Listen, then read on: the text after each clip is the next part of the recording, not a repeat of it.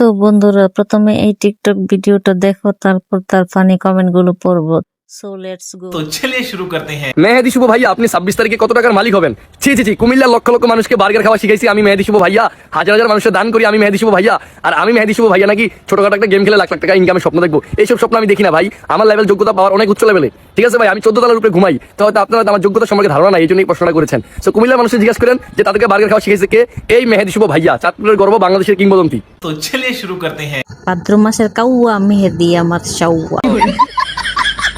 আমি পাবনার দারোয়ান বলছি, আমি ঘুমিয়ে আসছিলাম তাই এটা পালিয়ে এসেছি।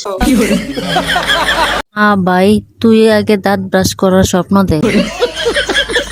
কোন গালিটা দিলে ভাই তুই কষ্ট পাবি? আমার ভুল হয়েছে, ক্ষমা করে দেন। আপনাদের ন্যায্য অধিকারটা কি?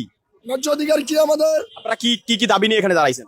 আমাদের দাবি হলো, সেটা আমি বলতে পারি না, দুঃখিত ভাই। আপনারা শাহবাগের সড়ক অবরোধ করে দাঁড়িয়ে আছেন, অথচ আপনারা জানেন না। এটা আমাদের এখনো বলা হয় নাই। আমাদের একটাই দাবি, আমরা আমাদের যে ন্যায্য অধিকার, এই অধিকারের জন্য আমরা দাবি। এই অধিকারটা কি?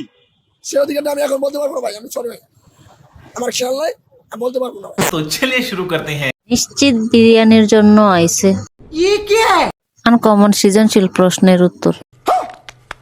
চিংড়ি মাছের মতো গু যখন মাথায় উঠে যায়, মজু আর সিঙ্গারার অধিকার।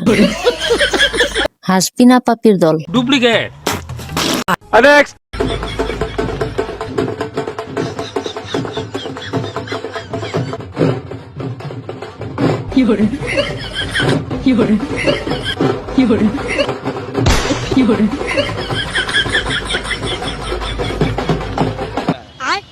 तो चलिए शुरू करते हैं। ওর পায়খানা শক্ত হয়ে গেছে, বের হচ্ছে না, তাই ছটপট করছে।